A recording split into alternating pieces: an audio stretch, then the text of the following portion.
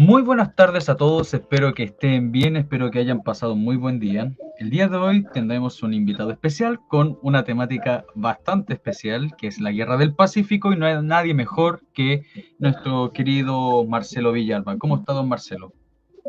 Muy bien, ¿cómo estás tú? Saludos a los contertulios que nos acompañan. No, de maravilla, por lo menos yo, porque, miren, fuera de las lisonjas, don Marcelo, yo soy un ávido seguidor, si bien no en los directos directamente porque estoy en la pega, o porque estoy muerto de la escuela, pero los termino escuchando, que usted es uno de los máximos expertos de la historia de la Guerra del Pacífico, así que es un honor y un placer tenerlo acá. Eh, yo quería preguntarle una cosa, porque justamente estamos buscando un tema para tocar y usted quiso abordar unas temáticas más generales de mitos, de esa índole con respecto a la Guerra del Pacífico. ¿Qué nos quiere presentar usted hoy día? Mira, este mes es muy importante, el mes de marzo, puesto que, bueno, estamos cumpliendo 145 años desde la reivindicación de Antofagasta, y el mito dice que Antofagasta era boliviana, estamos por eso. Y a través de los años, inclusive del último programa que hicimos, hemos seguido preguntando a la gente que viene al museo si Antofagasta era boliviana o chilena, y la verdad que un gran porcentaje de personas señala que era boliviana. Entonces nosotros, que somos los malos de la película, nos aprovechamos de los pobres inocentes bolivianos y les tratamos de quitar su Antofagasta. ¿Ya? Eso es una cosa, pero que tristemente se ha ido posicionando gracias a un trabajo de construcción tremendo. Y hay que aplaudir a los bolivianos y los peruanos que hacen una cantidad impresionante de productos audiovisuales, donde mienten, y como dice el viejo refrán, miente, que Que algo algo queda, queda. y aquí queda mucho, lamentablemente. Porque lo más triste es que no es que estas cosas vengan de parte de los bolivianos o los peruanos, lamentablemente muchos de los mitos se van fortaleciendo acá en Chile, y nos apena, nos duele, y particularmente me molesta cuando personas empiezan a dar fe de mentiras que lo que hacen es dañar nuestra identidad, dañar nuestro pasado, ofender el legado de quienes de una forma totalmente altruista, voluntaria y generosa, inclusive rindieron muchos de ellos sus vidas por la soberanía de nuestra patria, por defender a la familia que iba a ser destruida en caso que Chile perdiese esa guerra. Eh, Hace 2 días atrás subí un video que ha sido, pero full exitoso, que es sobre la famosa chupinca del diablo. ¿Ya? Que es otro mito que se ha arraigado mucho en el mundo del ejército, que es una cosa que me llama mucho la atención. Y se supone que este es un brebaje, es una mezcla que originalmente se decía, y vamos ya a nombrar la fuente, que era la combinación de aguardiente con pólvora negra de la época, de la Guerra del Sí, sí. Pacífico, una pólvora muy antigua, de más de 145 años atrás, ya, si nosotros tomamos el tiempo que ha pasado la guerra. Y esta pólvora transformaba al soldado en un ente despiadado, destructor, un guerrero imparable que no le tenía miedo a nada. Como un En un, berserker vikingo. Básicamente, de ahí yo creo que el autor se basa en ese tema, roba estas ideas y las aplica, digamos, las copia y las aplica en su libro. El tema es que no solamente copia esta idea vikinga, sino que además plagia una tremenda obra a un autor muy interesante que se llama Ramón Pacheco. Todo esto me estoy refiriendo, como te digo, a la famosa chupinca del diablo, con este brebaje tremendo, poderoso, que más o menos le da la super fuerza al soldado chileno, Pero hay un tremendo problema al respecto. Primero, la única fuente, por decirlo de alguna manera, que bajo ningún punto de vista es una fuente histórica, el único documento que nombra a la Chupinca del Diablo es una novela histórica llamada Dios y Temo de Línea, publicada en la década de los 50, de 1950. De ahí hacia atrás, jamás habló, jamás hubo un comentario, un registro, algo que dijera a los soldados en el Morro de Arica tomaron, y extrañamente solamente en el Morro de Arica, tomaron este brebaje que los transformaba en estos berserkers imparables. ¿Cuál es el problema? Que si tú estás drogado, estás tan embriagado con esta sustancia, tan transformado, que no Fuera de los resistirías. sentidos. ¿Cómo? Fuera de los sentidos. Perfecto. Entonces, extrañamente, si ustedes estudian, es muy sencillo. Me carga Wikipedia, lo ponen en Wikipedia y ven Tomás Morro de Arica y se van a dar cuenta que hay todo un orden, una estrategia que nos permite al final ganar el Morro de Arica. Si tuviéramos estas hordas básicamente sin control, no habrían obedecido a sus jefes y eventualmente se hubieran terminado matando entre ellos. Hablemos las cosas como son. Lo peor de todo, ayer especialmente, mira, este cápsula que hicimos lleva el día de hoy 36.000 visitas, ¿ya? Que para una publicación en TikTok es mucho. Y un porcentaje es de ex militares que dicen que ellos, cuando los que son artilleros, aprobaban su curso de artillería, le hacían beber el trago en las vainillas recién disparadas, ¿eh? Y le echaban vino. Otros hablaban que le echaban aguardiente, otros que le echaban pisco. Yo creo que generalmente le echaban pisco, hablemos las cosas como son. Pero ¿sabes cuál es el problema? Que toman un mito y lo hacen una tradición y un mito que se crea en tiempos modernos que ofende profundamente el legado de valor de ese soldado chileno que tomó el Morro de Arica. Porque aquí lo minimizan, lo transforman en un autómata y ya no es el valor, ya no es la convicción, ya no es ese soldado que está arrastrando el peligro, que sabe que puede morir, ya sea por las defensas de las minas subterráneas, ya sea por los fuertes, que eran varios fuertes, hasta llegar a conquistar la bandera arriba del Morro de Arica. Entonces, a ese soldado que dejó su familia, recordemos que el 99% de la gente que va a la guerra va a seguir voluntario, que recibe un entrenamiento donde hay además una muy severa disciplina. Ayer me acosté a cerca de las 6 de la mañana contestando, se me pasó la hora contestando gente que lo que más me duele es que vienen del mundo militar. Y que porque son militares se puede ser desordenado, se puede asesinar, se puede violar, se puede hacer muchas cosas como que te dieran la licencia en tiempos modernos, y según ellos esto se hizo siempre, eso es falso. En la guerra del Pacífico, nosotros aplicamos, adoptamos el lograr humanizar la guerra a través de la Convención Internacional de Ginebra, que se trajo a Chile, a este lado de América, y fue aceptada por Perú, Bolivia, Chile, para la redundancia, 27 países europeos más Estados Unidos. Y se ponen reglas súper estrictas del trato hacia los prisioneros, de cierto trato hacia los médicos, que no es menor, el trato hacia los heridos, ya, que realmente los deja sorprendidos.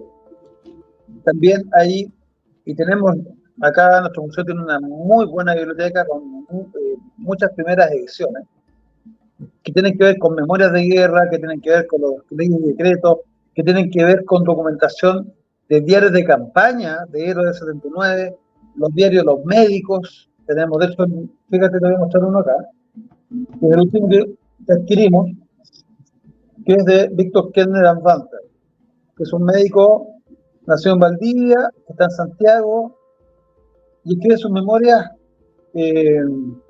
muy buenas por demás, y el año 29, ¿ya?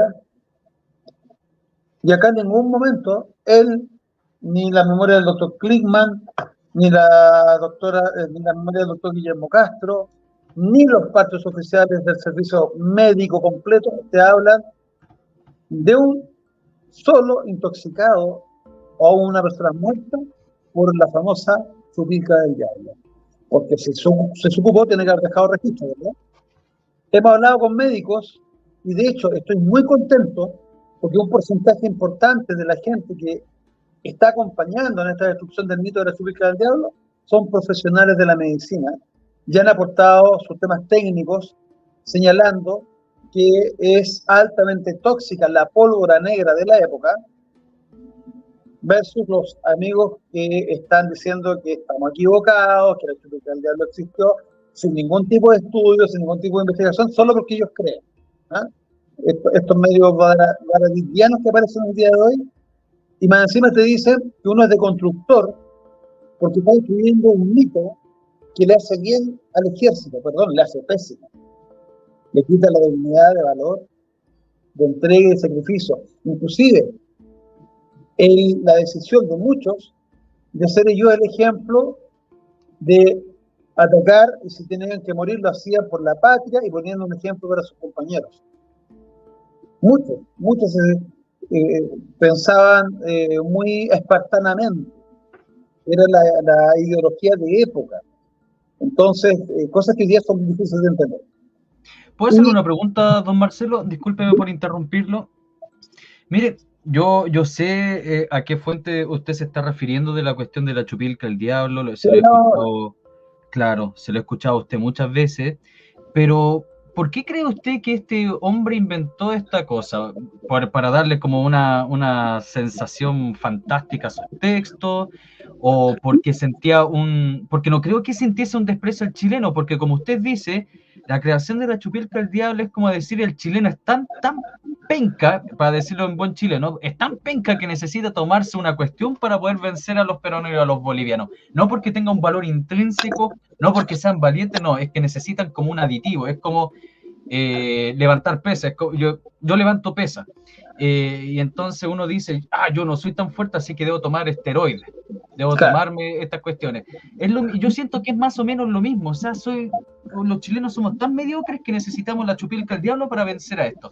Pero la pregunta es, ¿por qué cree que se le ocurrió esta idea? Siento que no tiene ningún asidero. Mira, lo primero, y lo creo seriamente, vamos a partir que el autor del mito es Inostroza, Jorge Inostroza. Sí, sí. La obra donde aparece, y el único documento, no hablemos de documento, hablemos de escrito, porque de repente uno habla de documento y la gente cree que es una fuente histórica. Hablemos de un escrito, es una novela histórica que se llama Adiós al sistema de línea. Novela histórica que también hemos conversado, fue plagiada por el autor a otro que falleció en el siglo XIX, en 1888, que se llama Ramón Pacheco. Él toma lo principal de la obra de Ramón Pacheco, que son 3 tomos, publicados en 1882, 85 y 87, que se llama primero la General Aguandía, después la ex General Aguandía y después la Chilena. Toma también 6 años de vacaciones, toma Rigor de la Corneta, Arturo Lliwich, en general, y arma esta obra magistral, porque la verdad que es un plagio, pero tiene un mérito. Logró conquistar a un Chile que ya estaba olvidando en la década de los 50 las glorias de la Guerra del Pacífico. Y esto es como lo que reanimó. Fue un poquito lo que pasó con el famoso veterano de 3 guerras, que metió mucha gente de nuevo en el tema de la Guerra del Pacífico, pero la descentralidad multiplicado por 100, ¿ya? Pero el autor, queriendo en una época en que está muy de moda el tema griego, el tema vikingo y las sagas y los superhéroes y todo el tema, trata, yo creo, de meter el tema del guerrero berserker, del guerrero vikingo, ese guerrero que toma, o el Asterix y Obelix. Yo creo que por ahí va, ¿no? que toman este liderazgo especial y los transforma, pero ni Asterix ni Obelix los embrutecía, los volvía mejores guerreros, pero no los embrutecía, no los transformaba en autómata, y no era un elixir que además los mataba. Esta tradición, tomada especialmente con el mundo de la artillería, todavía no entiendo por qué, y te voy a explicar al tiro. Las municiones de los cañones de la Guerra del Pacífico no usaban vainillas metálicas, usaban saquetes de pólvora.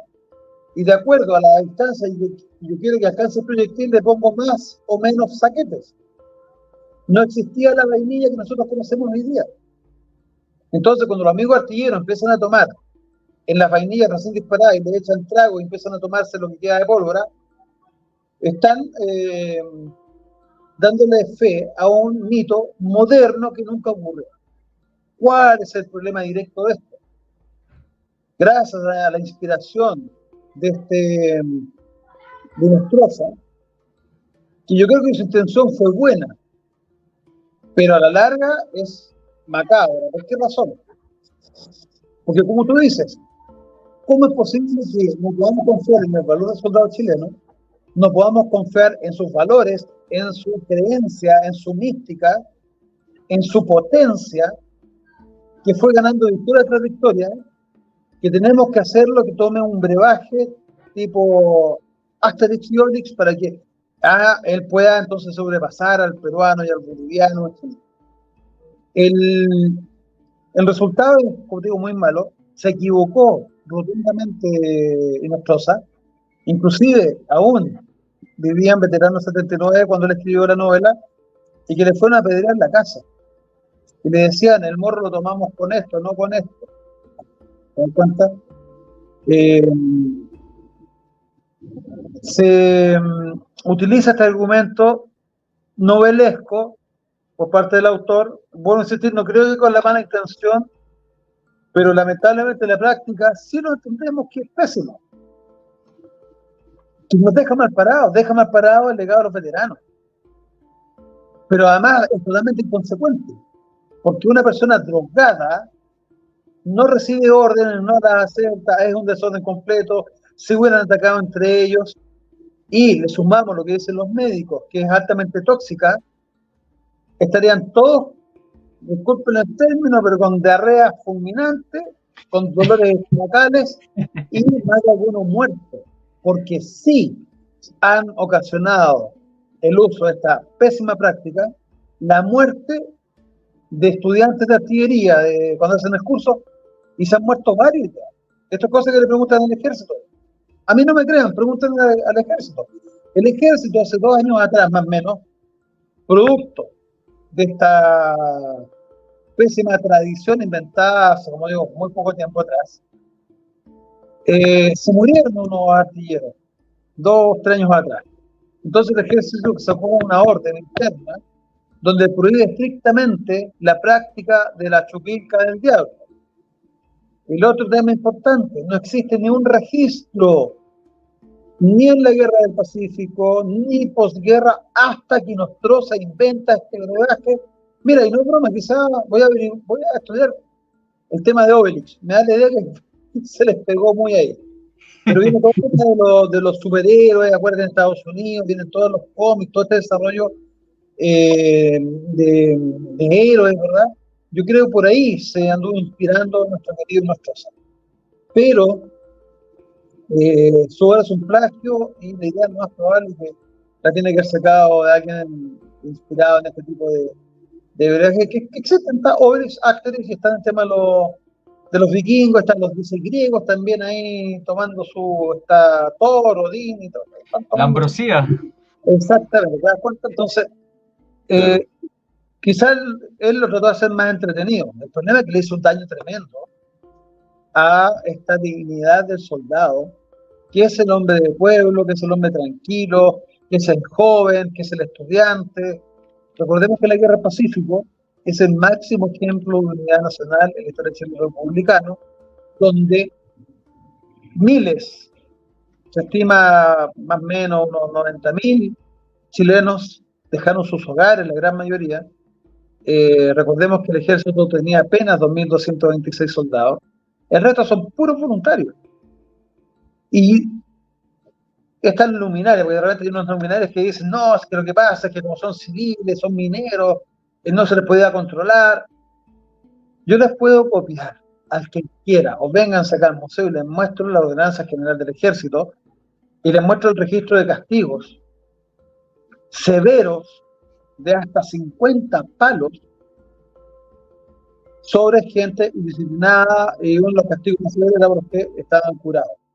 Sí, se curó más de algunos, pero era castigado, era severamente reprendido. Y yo voy a recordarles, chiquillos, tú te tienes que acordar, profe, que hace poco en Dubái, un argentino para el Mundial de Fútbol ingresó trago y se burló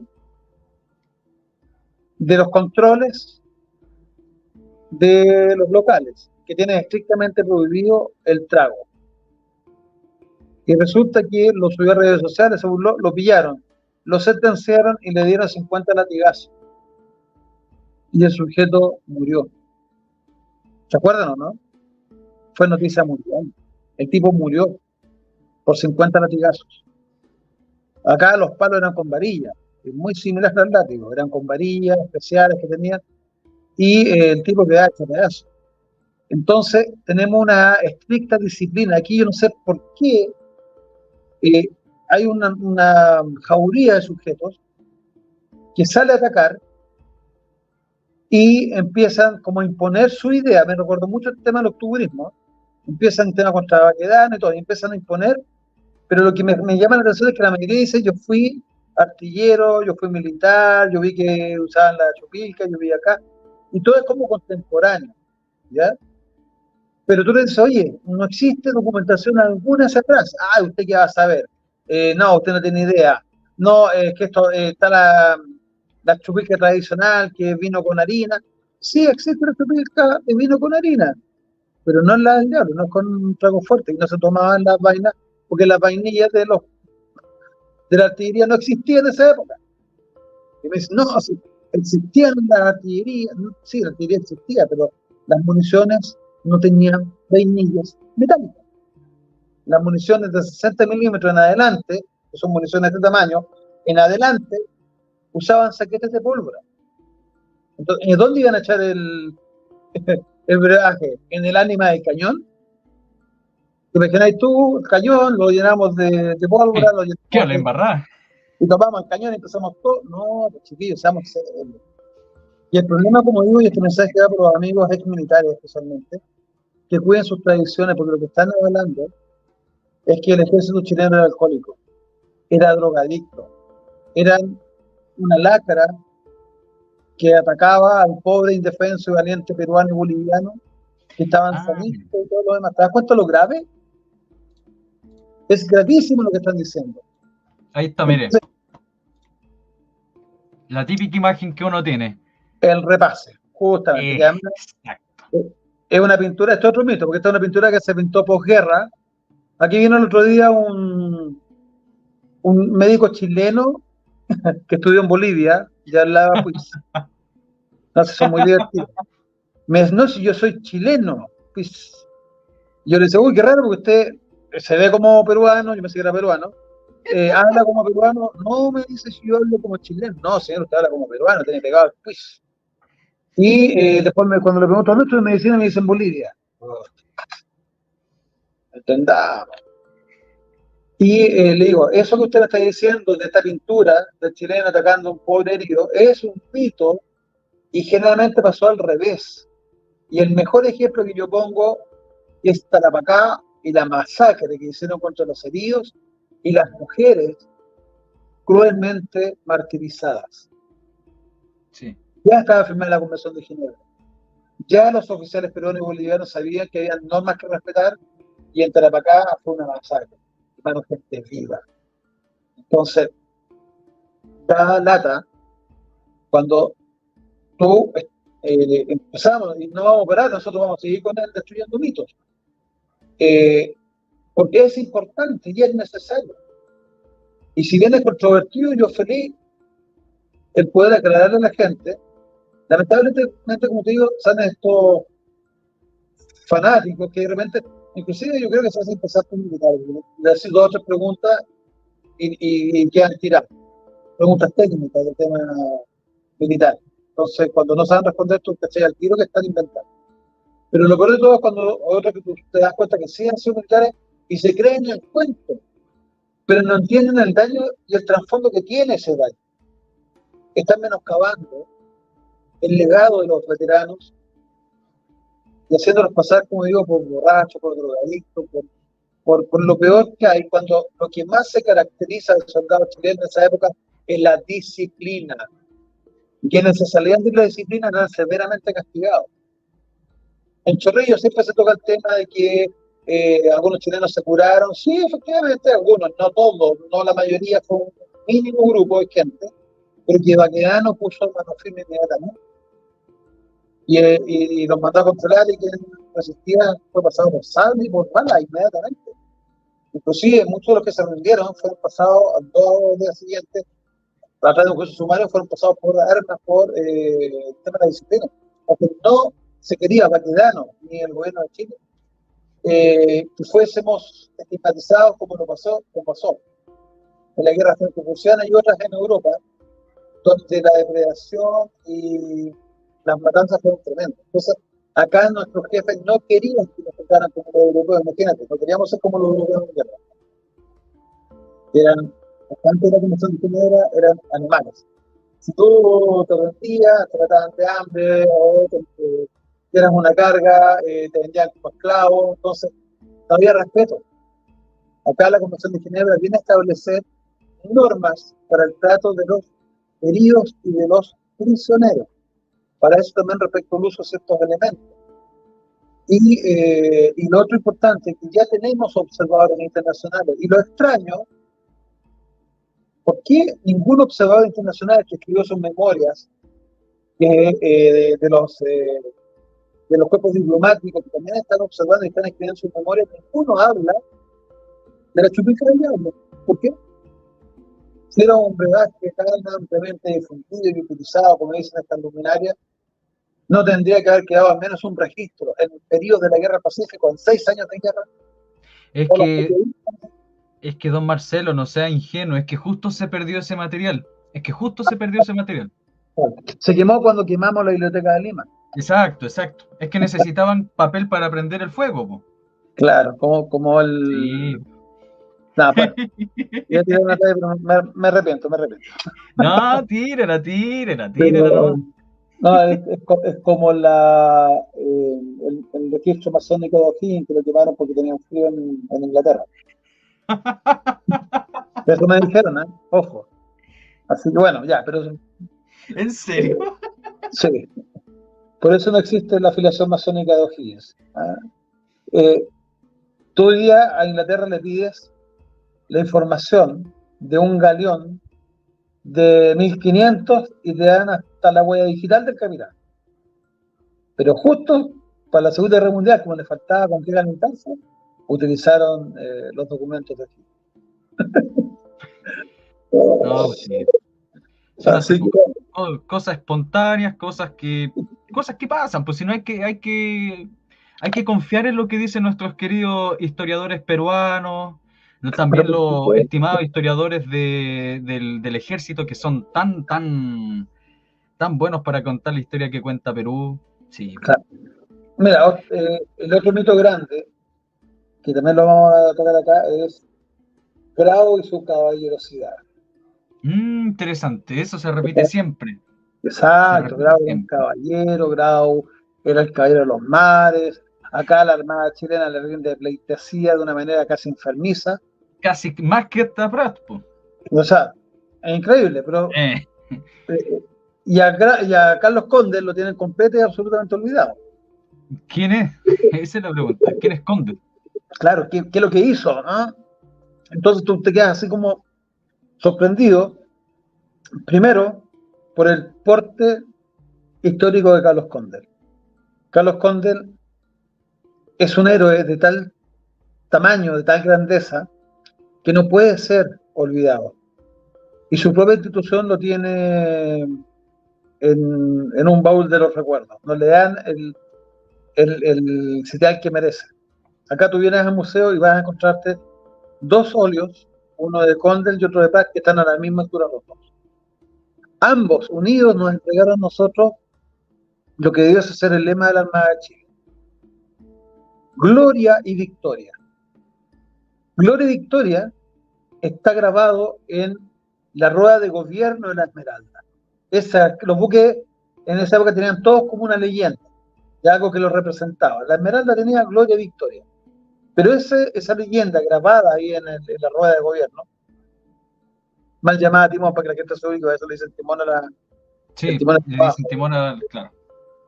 Entonces, en esta rueda de gobierno vienen estas dos frases: Gloria y Victoria. La gloria la entrega Prat con su inmolación, con su sacrificio, y la victoria la entrega Condell al destruir al buque más importante de la escuadra de Perú. Acción gloriosa, victoriosa, que jamás ha sido igualada en ninguna guerra posterior a la del 79. Nadie tiene ese gusto de decir un buque maltrecho de madera hunde a un buque blindado de última generación. Y nosotros sí, y en vez de aplaudirlo y recordarlo como debería ser, nadie sabe. Y más encima, como te digo, lo minimizan. Y los peruanos más encima lo calumnian, y que se trató de arrancar y muchas cosas. Y dentro de esto, hay otros mitos dentro de lo que pasó el 21 de mayo, como por ejemplo que la Covadonga tenía ametralladoras. La Covadonga nunca tuvo ametralladora porque era un buque menor, era un buque como muchos de los que teníamos de madera, que no se debe instalar uno de los elementos más caros que existían en la época, que son las ametralladoras. Se instalaron solamente en el blanco y en el rojo. Y también que la Covadonga intentó arrancar. La Covadonga daba 4 nudos, con suerte. Se le había echado a perder una caldera. Y la Independencia daba 15. Físicamente es imposible que se tratara de arrancar. Ahí está el mito que se trató de arrancar y de lo de atrás. Cada buque es responsable de hacer lo mejor posible en defensa de la paz. La Esmeralda la eligió Prat. Nadie lo mandó a la Esmeralda. Ese es otro mito que le dieron el peor buque. Inclusive la Covadonga, en la que llegó Prat de Valparaíso y Iquique, era considerado el mejor barco de madera de la flota chilena. El mejor barco. Capta eso. Resulta que el día de hoy uno va leyendo los libros de historia, va viendo algunos que se creen historiadores que andan publicando libros por ahí, y porque publicar libros creen que te da la calidad de historiador. Esa cosa para mí es novedosa. Entonces hoy día todas las editoriales, todos los dueños de editoriales, y la gente que trabaja ahí, transporteros, son historiadores, por hecho que publican libros. Más bien, son libros de ellos, son libros que fueron escritos en la Guerra del Pacífico, posterior a ella, entonces ni siquiera la. Y los pocos que han escrito de su propiedad cuentan unas barbaridades, como por ejemplo, que Prat, voy a señalar ahí una entrevista que se hizo en Radio Agricultura, invito a todos que la vean, Radio Agricultura, el 21 de mayo, libros, historias y bandas. 21 de mayo del año pasado, el invitado osa decir que la Armada consideraba a Prat un mal marino y que no tenía confianza en mandar un buque. Viejo, Prat llegó en el Enterprise a Iquique, o llegó comandando un buque de la escuadra llamado Cobado. Cuando estuvo en Isla de Pascua, se trae el buque de vuelta de Isla de Pascua a Chile comandándolo él. Entre muchas más, podemos señalar, que siendo director subrogante y después comandante en el título, en propiedad, solía navegar en la Esmeralda, y ahí viene quién era el comandante de la escuela naval. No era Goku, era Arturo Prat. ¿Ya? Y que salía, enseñaba varias cátedras como director de la escuela naval y como comandante de su escuela. Entonces, cuando tú escuchas una brutalidad como esa, y que después están cámaras de televisión, cámaras de radio, redes sociales, hasta sujetos. Pues aquí estamos. Esta es la versión 2 de Taradí. Más educado, más preparado, pero igual de ignorante. Y se atreve a escribir un libro sobre Pratmas, donde afirma esta brutalidad. Y oye, la hermana le dice, y los historiadores navales tampoco lo entienden. Entonces, si ellos no hacen la pega, tenemos que hacerla nosotros. Si la Armada no pone en valor a Conde, no pone en valor lo que hizo, mira, cuando dicen que al destruir a la independencia, el 50% de su poder naval, eso es mentira. ¿Tú sabes básicamente cuánto perdió el Perú al no contar con la independencia al viejo? No. Más del 90%. Los dos mejores buques, que en dupla hubieran fácilmente llegado al paraíso y lo hubieran quemado, lo hubieran destruido completo. En Huáscar quedó cojo, quedó huérfano de su compañera. En la independencia es 2 veces más grande. Tiene mayor posibilidad de ataque, tiene mayor posibilidad de armamento, tiene muchos más cañones que el Huáscar, muchos más cañones que el Huáscar, más ametralladoras, doble tamaño y doble espolón. El Huáscar era así, el otro era así, el espolón. Podía ser fuerte, podía atacar, era sumamente rápido. Ningún buque de la escuadra chilena lo pudo haber alcanzado, daba 15 nudos. El Huáscar daba 12. Multipropósito, puede llevar tropas, puede llevar pertrechos de guerra, puede llevar pasajeros, puede, obvio, la tripulación de 302 tripulantes. 302 tripulantes, imagínate el tamaño del buque. Y cae en manos de un barcucho maltrecho llamado Covadonga. ¿Y quién se acuerda de la Covadonga? Nosotros, no. Qué triste, ¿eh? Qué pena. Son héroes condecorados. Todos. Y olvidado. Y lamentablemente olvidados porque no murieron. Entonces, si hubieran sobrevivido, o sea, no hubieran sobrevivido y hubieran muerto, estarían súper recordados y tendrían monumentos. Pero tú no puedes homenajear a un héroe que sobrevivió, fíjate, como en la historia chilena, no puedes. Tienes que esperar que la persona se muera para hacerle un monumento o dedicarle una calle y después viene una película de la rodilla y le cambian el nombre de la calle, bueno, cosas que pasan. Claramente. Don Marcelo, un momento, por favor, acá Storm Sur dicen, ¿podrían mejorar el audio, por favor? ¿Se escucha mal? Porque yo escucho bien. Yo escucho bien. ¿Será su internet, estimado? ¿O la gente me puede decir si se escucha bien, por favor? Porque yo estoy escuchando bien a don Marcelo, no hay ningún problema. Yo te escucho perfecto. Mi internet es bastante buena acá, así que no creo que sea... Dice que es saturado. ¿Saturado? No, a él le están diciendo que se escucha bien. Debe ser el internet del caballero. Sí, debe ser su internet. Delante yo estaba con el internet, don Marcelo, con el BTR, no me dejó hacer un directo, entonces debe ser eso. Debe ser, yo estoy consultando acá a la gente que nos está acompañando, los amigos, me dicen que se escucha bien.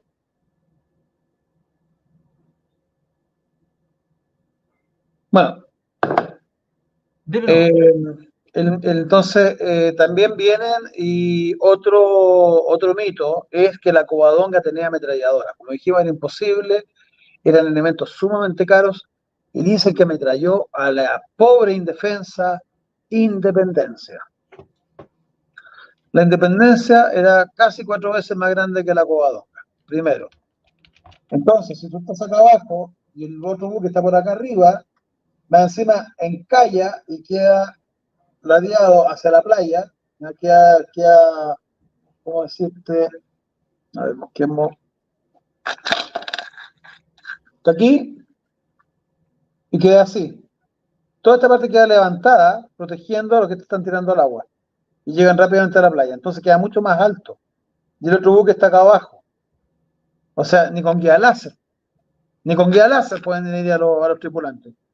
¿Tú sabes, viejo, cuántas bajas tuvo la Esmeralda? Ante Voy el a decir fuego. que no sé. Ya. Ante el fuego poderoso del Huáscar, donde le dispararon ametralladoras, fusilería y cañones de 300 libras, 3/4 de la tripulación murió. Grau ametralló, sí ametralló. Grau hizo que su gente disparara de la cubierta. Cuando la Esmeralda recibe el segundo espolonazo, revienta los cañones, bueno, el segundo y el tercero, y en el primero revienta los cañones quemarropa. Pero en el segundo espolonazo ya la Esmeralda se está hundiendo, se está yendo a pique. El buque no tiene salvación y aún así le sigue disparando y nadie critica a Grau, fíjate. Es más, lo tratan de caballero en los mares. Le dispara a un buque indefenso que se está hundiendo irremediablemente. Y eso no es malo. Lo aplaudimos. ¿Qué pasa con el tema de la moral y este tema de criterio? Luego, están los sobrevivientes en el agua y se demora más de 40 minutos en ir a socorrerlos. 40 minutos. ¿Tú crees que la gente herida en brazos, pechos, piernas, cabezas, contusiones, va a sobrevivir 40 minutos en el agua? En esa época no se sabía nadar generalmente, las tripulaciones no tenían la obligación de aprender a nadar como hoy día. Y por eso cuando se hundió un buque generalmente se morían prácticamente todos. Entonces, tú tienes gente que está en el agua, que se están aferrando lo que pueden, pero hay quienes estaban heridos. Y aquí viene lo triste de esto. Grau, cuando 40 minutos después manda los botes a socorrer a nuestra gente, no hay ningún herido sobreviviente. Se ahogaron todos. Y yo tengo ahí una teoría muy clara.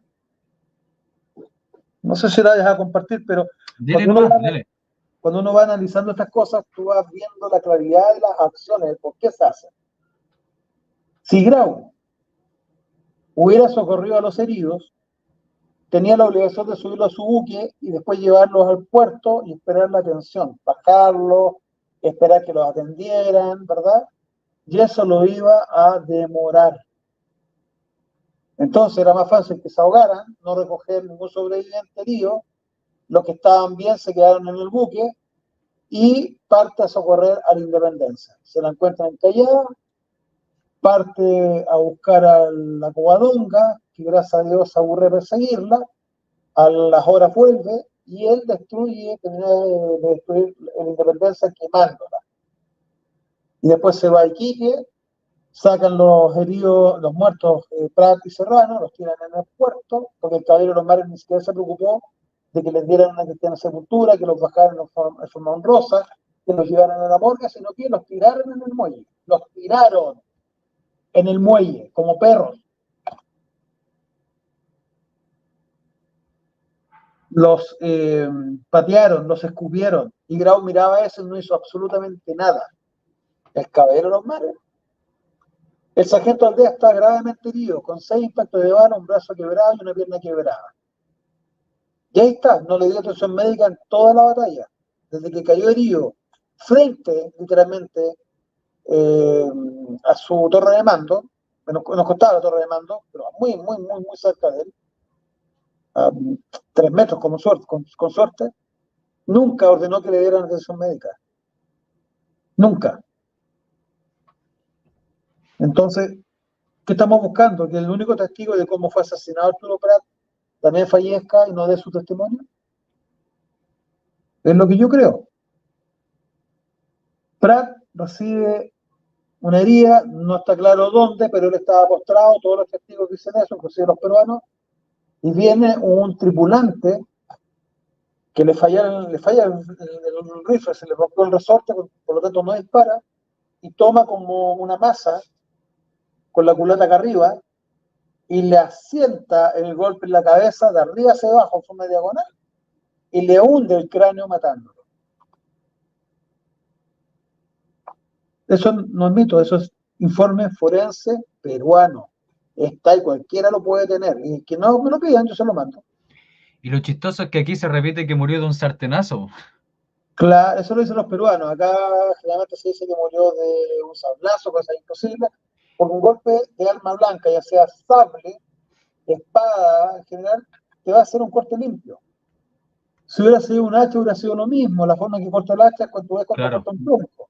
Pero él tiene todo esto, la parte de la alta de la frente, lo que te da la parte alta de la frente. Pero sí un golpe superior. lo tiene hundido. Y hay otro testimonio que quedó registrado en la obra de Pedro Pablo Figueroa, publicada en 1888, él es contemporáneo de todo esto hecho, y él se entrevista con peruanos, con chilenos, y arma la situación que ocurrió una vez que los cuerpos de Prat y Ignacio Serrano son tirados al puerto, y el pobre herido sargento Aldea es dejado a su lado. Y hay un registro bien interesante ahí, que es un peruano que está en la morgue y quiere cuidar los restos de nuestros héroes para que no les roben la ropa, que era algo muy común en la época. Y él, cuando ve que se están acercando unos peruanos, que traen los cuerpos de los chilenos, él se esconde en un lugar donde no lo ven y tiran los cuerpos y la cabeza de nuestro comandante Prat rebota. Es súper crudo, ¿eh? Rebota y se le sale el cerebro. Está el testimonio, está el documento. El libro fue publicado por Pedro Pablo Figueroa en 1888. Si hubiera recibido una bala, como generalmente dicen, no le hubiera quedado nada dentro. Revienta, todo sale. Le hubiera partido 3/4 partes de la cabeza. Nosotros hicimos un trabajo forense sobre el tema que espero ya este año subirlo definitivamente, que va a ser súper clarificador de cómo realmente fue asesinado. Porque una cosa es que tú caigas combatiendo y la otra es que te maten, que te asesinen. ¿Y cuándo es que te asesinan? Cuando tú no te puedes defender y el enemigo tiene la posibilidad de tomarte prisionero. Pero en vez de tomarte prisionero, te matan, te asesinan. No respetan tus derechos, tu valor como persona. No respetan la Convención de Ginebra, no respetan ningún tipo de convención humanitaria y simplemente te revientan la cabeza de un golpe de fusil. Y eso, como te digo, lo tenemos sumamente probado. Don Marcelo, acá Tralcancona, que es bienvenido al canal, dice, sería bueno poner ese video del estudio forense que menciona el entrevistado. ¿Sí? Esperen que va a salir el programa dentro de poco en YouTube, en nuestro canal. Vamos a subir las imágenes que hicimos en Estados Unidos con la recreación en gel balístico, con todo, donde va a explicarse toda la mecánica de qué pasa cuando te disparan. ¿Y qué pasa cuando te dan un golpe en la cabeza con un fusil cuya culata al término tiene una pieza que se llama cantonera, que es metálica y que se llama rompecráneos también? Por algo se llama rompecráneo.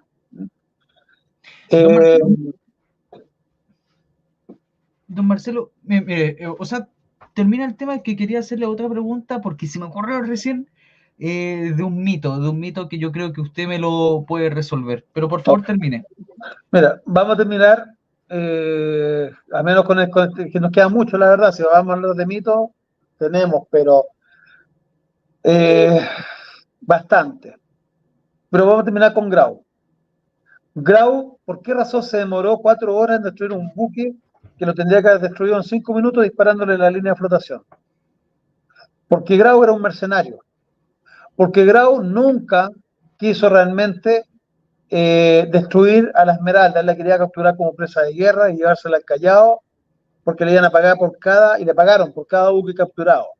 Si uno ve el récord de buques capturados del Huáscar, todo el tiempo se dedicaba a buques mercantes con carga. Se los llevaba al Callao y según la ley de presas del Callao, la ley de presas de la Marina, significa que cada buque capturado por un capitán peruano, a él se le va a hacer pago del valor comercial del buque más su contenido. Entonces eran fortunas. Y es por eso que Grau, en vez de hacer la guerra, se dedicó al pillaje, porque esa es la palabra. Y a mí me molesta mucho y me duele harto que nuestra querida Armada de Chile, en vez de poner esto en su estricto rigor, por mantener buenas relaciones con los peruanos, tengan que mentir, bajar la cabeza y darle pleitesía a un cobarde asesino. Hablemos las cosas como son. Porque eso es lo que fue Miguel Grau el 21 de mayo. Y no lo digo yo. Métanse, por favor, en Memoria Chilena y bajen la memoria publicada por Juan Agustín Cabrera Gacitúa el 21 de mayo de 1880.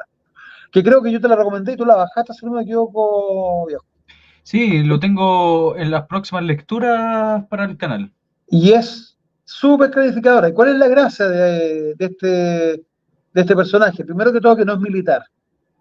Entonces no está obligado a los códigos típicos de usted no puede decir esto, yo lo castigo, usted no puede decir esto otro, lo voy a castigar. Usted tiene que decir esto, es lo oficial que tiene que decir, porque yo se lo indico como institución. Este chiquillo no obedecía esos códigos porque era civil, civil. Y ingeniero, una persona más preparada, entonces con él no jugaba. Cuando lo liberaron al año, junto con los demás prisioneros de la Esmeralda, él ve que acá en Chile tratan a Grau de caballero de los mares. Y él dice, ¿qué pasó aquí? ¿Cuándo? ¿Por qué a este sujeto lo tratan de caballero de los mares cuando fue un criminal, cuando fue un despiadado contra nosotros? Piensa que cada vez que a la Espolonía reventaba los cañones, especialmente en el segundo y tercer espolonazo, la Esmeralda no tenía ningún tipo de salvación. Entonces, matar gente que se iba a ahogar o que podría haberse salvado de alguna manera, no socorrerla y dispararle encima con todo, masacrando, ¿de cuándo acá esos caballeros son? No sé, no sé, es que ahora está tan todo desconstruido, don Marcelo, que capaz que para el ejército de Chile eso es caballeroso. No, si sabes qué es lo peor, que ayer un mensaje me decía que yo estaba deconstruyendo eh, historia de Chile, perdón, O sea, la verdadera historia es la que cuenta Baradit, y lo que cuenta usted es una historia desconstruida. claro, y hablar de que los soldados chilenos eran unos curados, borrachos, asesinos en el Morro de Arica, entonces eso no es de construir. ¿Y quién fue ese genio? Ah, don Marcelo, ¿cuánta Cuéntame, paciencia debe tener usted para soportar estos genios que le aparece de repente, eh? harta la verdad, pero a veces se nos acaba y aplico el... El bloqueo nomás, ¿no? Sí. Pero antes de eso le mando siempre un lindo mensaje. Dejo esperar media hora y después lo bloqueo. Mire, don Marcelo, yo quería hacerle una consulta. Mire, ¿Cuál es tu mito? esta... ¿Ah? Ah, ¿Cuál es mire, tu mito? he estado yo, por lo menos, porque ahora estoy leyendo el Capital de Marx para, obviamente, instruir a la gente un poco en eso, pero antes de eso estaba leyendo todos los autores de la crisis del centenario. Y entonces justamente algunos autores tocan la cuestión de 1881 cuando se cedió la Patagonia, ¿ya? Entonces, mi pregunta a usted como alguien experto, ¿por qué Chile en esa época, teniendo un ejército de casi 60.000, otros dicen 80.000 militares, o sea, de soldados, mejor dicho, y tenía más de 20.000 veteranos, no lo utilizó para amedrentar o por lo menos decir, oye, oye, aquí estamos, tenemos nuestros soldados, a ver, atrévanse a pasar, po? Qué buena pregunta, pero muy buena pregunta, buenísima. Y uno de los que me encanta responder de esto, porque me han hecho muchas oportunidades, pero así, al callo como deciste tú, buenísima, bien, bien construida la verdad. La de cuestión. Mira, primero que todo, llegamos a un ejército más o menos de 90.000 hombres, no todos al mismo tiempo, Uh -huh. no fueron 60.000 al mismo tiempo, fueron por recambio. Recuerda que también tenemos una gran cantidad de mortandad por enfermedades, baja Claro. por enfermedades, baja por acciones de guerra, y un ejército más o menos llegó a ser de 25, 24.000, lo que enfrentamos, por ejemplo, Chorrillo, Miraflores en general. No hay 40, 50 ni nada, digamos, al mismo tiempo. Pero tenemos que ver qué está pasando en aquella época. Y nos tenemos que remontar a que las principales autoridades chilenas, presidentes, ministros, historiadores, periodistas, escritores, entre ellos Benjamín Vicuña Maquena, Barbarana, Lastarria, ¿ah? Presidente Pinto, pertenecían a esa juventud pro-argentina. ¿Te acuerdas o no? Uh -huh.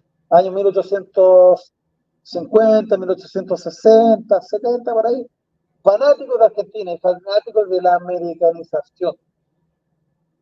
Pero por otro lado, enemigos del Perú, de Bolivia, enemigos acérrimos. Entonces, podemos hacer la guerra en el Perú, pero no podíamos tocar a Argentina. Ese doble estándar fue macabro. Tenemos una guerra en el norte y tenemos una sublevación indígena sumamente violenta en el sur, para lo cual se tiene que crear un ejército que se llamó Ejército del Sur. Y en el 82 ya se crea otro cuerpo que es la Policía Rural, ya que los 80, 81 y especialmente el 81, cuando se traen 12.000 hombres y se les da de baja junto con el general Baquedano, muchos de ellos llegaron a Chile y no encontraron trabajo. Los expresos que fueron llevados a la guerra con el compromiso de que sus penas iban a ser anuladas, porque a cambio ellos iban a pelear por la patria, donde además podrían morir o resultar gravemente heridos, cuando lleguen a Chile de vuelta no les quieren reconocer el trato y los quieren meter presos de nuevo. Entonces, ¿qué ocurre? Se vuelven criminales. Y son criminales no comunes, son criminales con experiencia de combate, son como sería hoy día lo que le está pasando a Chile, mira lo que te estoy diciendo, con las FARC que están hoy día en Chile. Sí. Ciudadanos, delincuentes comunes, pero que tienen entrenamiento militar y además, muchos de ellos fueron terroristas. Entonces, no nos estamos enfrentando a un delincuente común cuando un colombiano o un venezolano te asalta. Especialmente los amigos colombianos. Estamos hablando de gente FARC. Entonces, es muy grave lo que está pasando acá. Por eso tenemos justamente hoy día una ola de descuartizamientos tremenda, de asesinatos, de ajusticiamientos. Pues los tipos están acostumbrados y les da lo mismo. Y si somos chilenos, no nos quieren para nada. Entonces, no tienen ningún tipo de remordimiento en meterte un balazo. O hacerte desaparecer, o torturarte, lo que sea. Lo que hoy día está pasando, que es increíble. Entonces, en esa época, Chile se enfrenta a la problemática en el sur, que además, viejo, fue sumamente violenta. Tenemos registrados hechos de una columna de 200 soldados, la gran mayoría enfermos, que están retrocediendo en el sur y son asesinados violentamente todos, por algunos loncos, porque no fueron todos los loncos, ojo, pero sí hay algunos que deciden hacer esto para ganar recursos, para saquear en general. Otros loncos estuvieron a favor de Chile y gracias a ellos se les ganó, pero fue de un tiempo. Hay un caso de una mamá con su hija. La mamá fue traspasada por lanzas viva, clavada, parada, las lanzas la atravesaron, quedaron clavadas en el suelo, mientras hicieron cosas terribles y se llevaron a su hija a 6 años. Uno pareciera que estuviera viendo esas películas gringas de la época de Tom Wayne, cuando Sí. los indígenas atacaban los pueblos a los campesinos. Esto sucedió en Chile y esto lo tienen tapado. Y no había problema de territorio ni nada. Eran locos que violaron todos los tratados, los acuerdos que hay. Y en esas circunstancias, Chile tiene además que sostener 2 ejércitos, el del norte, el del sur, y después se empieza con el tema del centro. Y tienen que distraer tropas para poder controlar a los delincuentes que fueron muy, muy sangrientos también, y que además estaban enojados porque no les reconocieron su acuerdo. Entonces los tipos no tienen nada que perder más que hacer daño. En esto tenemos una campaña de nuestros queridos historiadores, de nuestros políticos famosos que dicen que el sur no vale nada, que la Patagonia es un despoblado, que Darwin dijo que no valía un centavo, acuérdate. Sí, ¿Y sí. quiénes dicen eso? Vicuña Maquena, Barros Arana, Lastarria, entre otros. Y Barros Arana, inclusive, se va fuera de Chile debiéndole un peso, debiéndole a todo el mundo. Y después de estas campañas que nosotros perdemos la Patagonia, él regresa a Chile muy arreglado económicamente. Entonces yo sospecho algunas cosas por ahí. En virtud de esto, de tener la guerra en el norte, el problema en el sur, Argentina que está metiéndose en la guerra, que nosotros sabemos que hay argentinos peleando contra nuestra, como Roque Sáenz Peña, y muchos otros que lo siguieron, que sabemos que Argentina está mandando armamento al Perú, que también nosotros, acuérdate que subimos un documento donde Sí, sí. aparece este tema, y que son documentos originales, además, porque nunca transcribo un documento, yo lo copio tal cual, lo escaneo tal cual, donde le está mandando armamento, donde está mandando municiones, donde manda hombres, camuflados, no dice yo mando un ejército, pero uy, extrañamente miles de ciudadanos argentinos se van a Bolivia y al Perú. Mira qué extraño. Donde además ellos empiezan a escribir y hay un par de registros muy buenos donde ellos están comentando cómo están apoyando al Perú y a Bolivia. Entonces Chile no tiene otra posibilidad ante nuestras autoridades entreguistas, que es una historia además que se repite, y tiene que ceder la Patagonia porque es eso o Argentina entra en la guerra definitivamente. No, no podemos tener una guerra contra Perú, Bolivia y Argentina declarada, más la sublevación indígena en el sur, más los delincuentes en la zona central. Entonces Chile está colapsado. Y tenemos que optar, manejados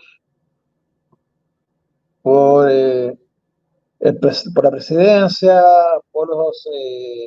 además, acuérdate que Cuña escribía en el diario El Nuevo Ferrocarril y otros escribían en Los Tiempos, en general, y van creando toda una...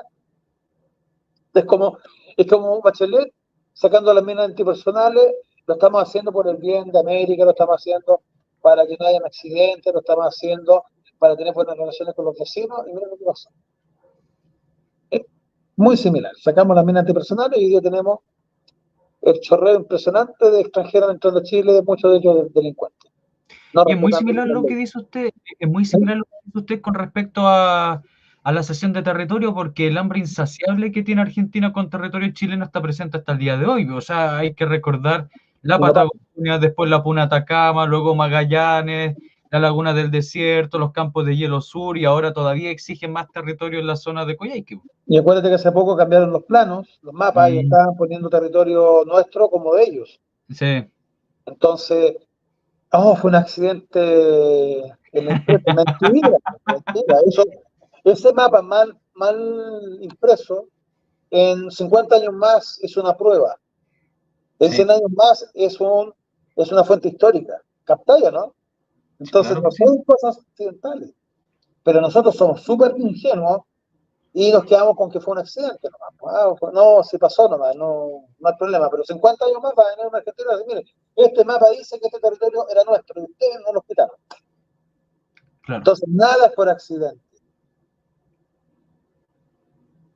No sé si te responde eso. No, no, totalmente, don Marcelo. Miren, y aprovechando ¿cómo se llama? De este día, y que justamente se hace la reivindicación de Antofagasta, y lo estuvimos conversando al inicio sobre Antofagasta. Yo también he analizado y estudiado un poco sobre los antiguos límites de la época colonial chilena, del Reino de Chile.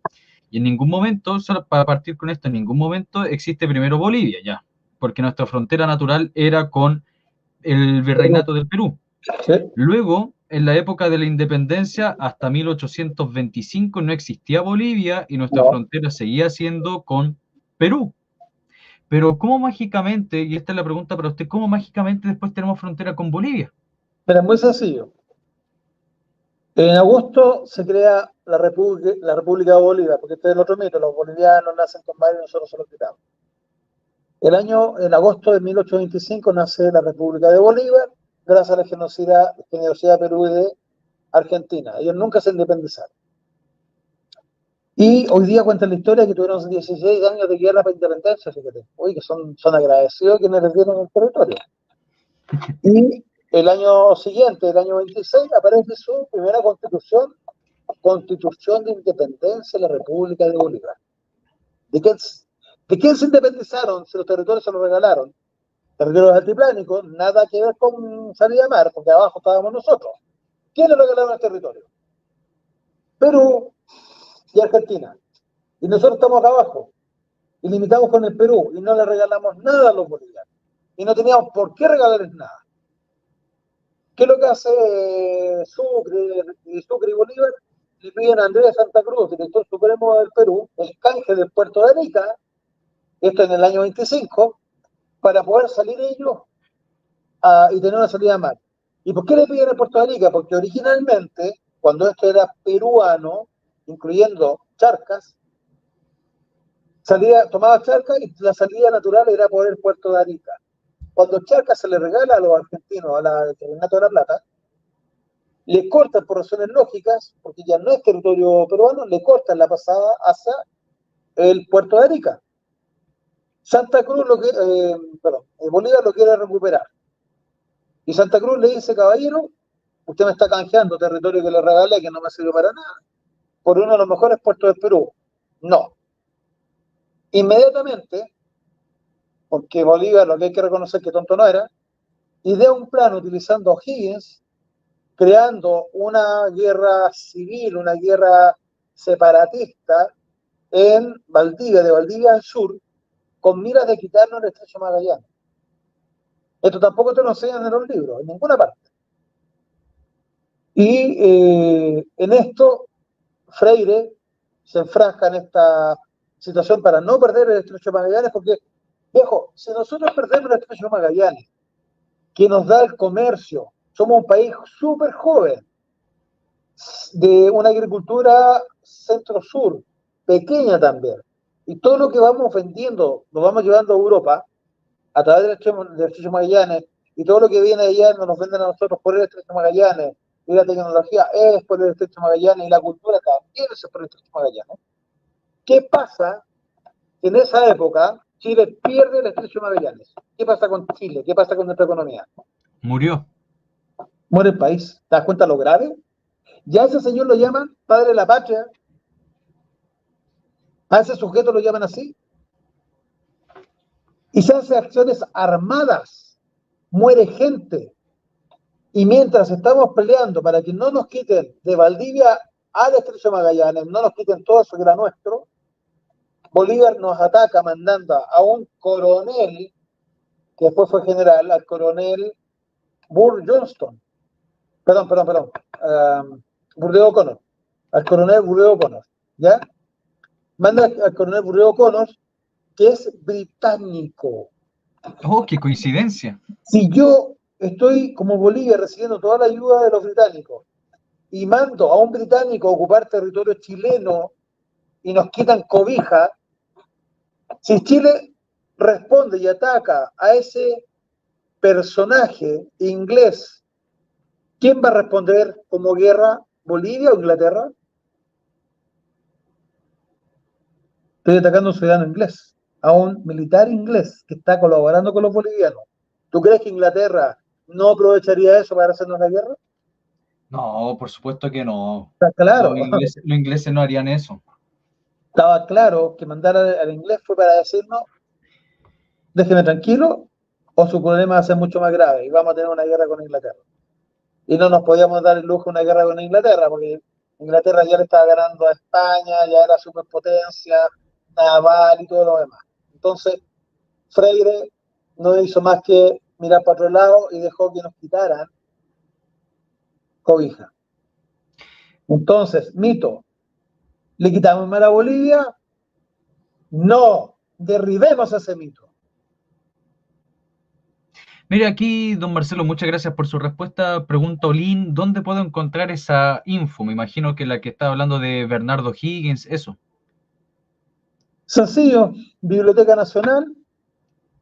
Yo tengo los documentos originales acá en el museo. Estoy preparando un libro además.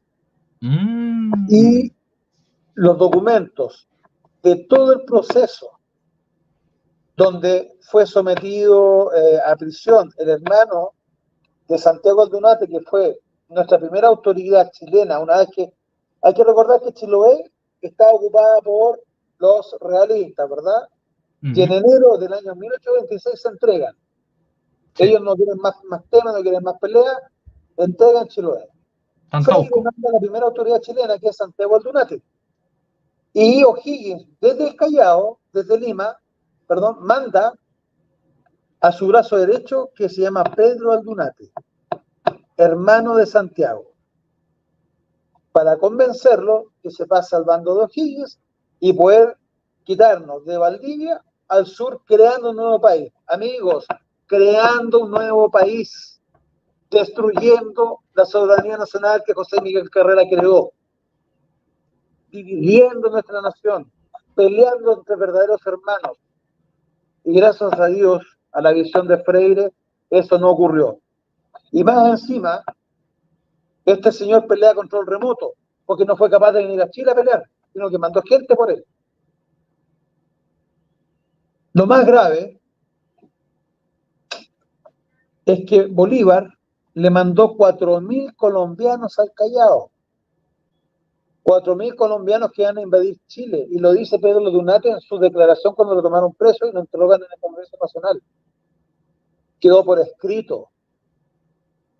La tinta histórica acá sí queda permanentemente como un estigma para estos traidores. Dice claramente que 4.000 colombianos se asentaron en el Callao para invadir Chile. Estimado viejo, un país que acepta un ejército extranjero no es cómplice. Claro que sí. Un país que acepta un ejército extranjero para atacar al vecino es completamente cómplice.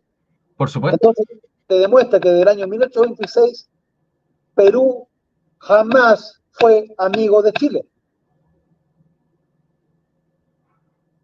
Se coludió con Bolívar, se colude con Bolivia para quitarnos lo nuestro.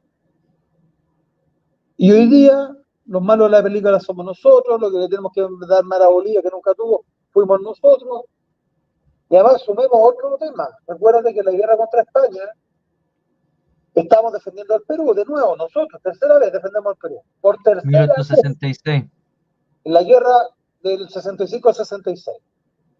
Y el 66 es cuando Chile le dice a Bolivia si se va a meter en la guerra contra España, y qué hace el presidente de Bolivia en la época, amenazarnos con una declaración de guerra si nosotros no le entregamos territorio. Y así, de nuevo, nuestras luminarias de autoridades regalan mejillones. Si Gobierno de Mejillones, José Joaquín Pérez. sí señor, Tenía que ser. si Mejillones está más al norte y Antofagasta va hacia el sur, y yo regalo Mejillones, Antofagasta, porque Mejillones tenía autoridad chilena, tenía intendentes, gobernadores, alcaldes en general, tenía acá en Mejillones, y cuando lo ceden, se le regala a Bolivia, las mismas autoridades chilenas están en Antofagasta, ¿no? Alcaldes, regidores, gobernadores, intendentes. Entonces, si Mejillones hubiera sido boliviana, perdón, Antofagasta hubiera sido boliviana, imagínate, Copiapó, Antofagasta, Copiapó chilena, Antofagasta boliviana y Mejillones chileno. Entonces tendría un país entre medio y Chile cortado en dos. Chile cortado en dos, tendría Mejillones chileno, Bolivia con Antofagasta y después Chile de nuevo. O sea, un sándwich. Sí. La inteligencia te dice que eso es imposible. Antofagasta siempre fue chilena, jamás fue boliviana, jamás tuvieron más los bolivianos en Antofagasta. Nunca. Y lo peor de todo es que esto nos enseña. Y lo peor de todo, sumado a que los ignorantes o los vivarachos de constructores asusan este tipo de mitos para desacreditar históricamente a Chile, para separarnos, para crear confusión, para desapegarnos de nuestras raíces, de nuestra herencia, porque quien no conoce no cuida ni defiende. ¿O me equivoco, estimado amigo? No, para nada. Usted me dice. Increíble. Increíble, pues sin palabras. Pues, ¿qué ¿Hay, quiere que le diga? hay ¿Qué quiere que preguntas a los le... contertulios? Amigos míos, para ir cerrando, ¿alguna pregunta, consulta para acá, para el maestro, para el profesor? No para mí, sino para don Marcelo. Oye, Profesor aprovechemos de bien invitar a los esto. amigos a apoyar la rifa. Nosotros Compartamos eso por mientras, don Marcelo. hacemos una humilde rifa todos los meses. Deme un momento. Y este mes tenemos una Kindle, que es una especie de tablet especial para leer libros en línea. No te hace daño a la vista como lo hace el celular o computador. Es un precioso premio, muy práctico el día de hoy. Y también tenemos nuestro fabuloso libro de Arturo Prat y el combate de Iquique, que es el primer libro escrito en la historia sobre Arturo Prat. Además, ustedes están colaborando con el museo. Ustedes están aportando con el único museo dedicado única y exclusivamente a la Guerra del Pacífico en nuestro país. Si me Estamos permite, haciendo. si me permite, don Marcelo, déjeme por favor también ayudarle con la rifa. Amigos míos, es fundamental que la gente apoye a esta instancia, a estos organismos, a estos museos, y es el único museo que ve perfectamente la Guerra del Pacífico. Acá las bendiciones, los likes, las compartidas, los agradecimientos son obviamente fundamentales para don Marcelo, se lo agradece mucho, pero lo fundamental también es el dinero. Está el dicho chileno, con plata baila el mono, y el museo necesita dinero para seguir existiendo. Así que los invito a todos que ustedes apoyen la rifa, no cuesta nada. Apoyen la rifa y ahí están haciendo una contribución para la historia de Chile increíble, increíble. Y lo otro importante es que nosotros estamos creciendo y hoy día estamos con un segundo piso, que estamos habilitando. Tenemos un proyecto para hacer la biblioteca muro a muro en el hall central, que va a ser el lugar de centro de investigaciones históricas, y el presupuesto más barato para construir esa biblioteca es de 4 millones. Y de 4 millones llegamos a un presupuesto de 14 millones de pesos. Bueno, hay gente que piensa que nosotros estamos, no sé, por el barral, pero es una locura. Ya, pero 4 millones, 5 millones es el presupuesto para hacer una biblioteca decente, que proteja los libros, que no estén los libros a la vista, que no estén los libros a la luz, que se protejan del polvo, que estén las puertas con llave. O sea, hay todo un tema que necesitamos para que los libros estén muy bien conservados. Tenemos una biblioteca que tiene un valor, yo te digo, sobre los 800 millones de pesos, que me quedo corto, creo, por la calidad de los libros que tenemos y la cantidad de años que se han ido coleccionando y entregando. Y hoy día es un centro de investigación histórica espectacular con muchas primeras ediciones, que hay que tenerlas en un lugar adecuado. Tenemos además un salón de eventos y un salón de conferencias que antes no teníamos. Estamos habilitando la oficina, se tuvo que pintar todo, se instaló, se cambió la electricidad, hay hoy día iluminación LED, vitrificamos, ahí tuvimos un gran apoyo de un descendiente directo de Domingo Toro Herrera, pero hay que hacer cosas que esta humilde rifa nos permite. La compra de muebles, contigo arreglos menores en general, y, pero para eso eh, hay que colaborar y vengan a conocer el museo. El museo está siempre abierto, especialmente los amigos que dicen que nos están viendo, que nos están siguiendo. Avísenos, ojalá agenden la visita. Lo mejor es agendar la visita para que los podamos atender bien y dedicadamente. De repente llega más gente, o a veces vienen y tenemos cupo lleno y no pueden entrar porque no se puede nomás. Aquí con 40 personas queda esto lleno. Entonces de repente vienen 3 4 personas más, imposible poder atenderlos por espacio. Pero es muy bueno, yo he visto muchos que se acercan al museo y empiezan a ofrecer ayuda y bueno, al final dan lindos discursos, ¿eh? Muy buenos discursos, súper patriotas, pero tremendamente patriotas, siempre te están sacando cosas a ti, te están pidiendo cosas, que los apoyís, que esto, que lo otro, con las charlas en general, pero ahora de los que hubo, ni un número de rifa compra. Ocupan el baño, no son capaces de traer un papel confort. Se toman el café, no son capaces de traer una caluga. Oye, pero se mandan unos discursos patriotas que te morías. Y cuando viene el tema, tú le dices, oye, pero esto es claro, el discurso tiene que ir con la acción. Es la única forma de que podamos cambiar lo que está sucediendo. Discursos Claro. suprimidos provocan el cambio. Seamos el fermento en la masa. No solamente con el discurso. A nosotros nos han visto en la calle, tú eres testigo de eso. Nosotros hacemos actividad en la calle, nosotros hacemos actividad en los cementerios, nosotros rescatamos veteranos, rescatamos sus tumbas.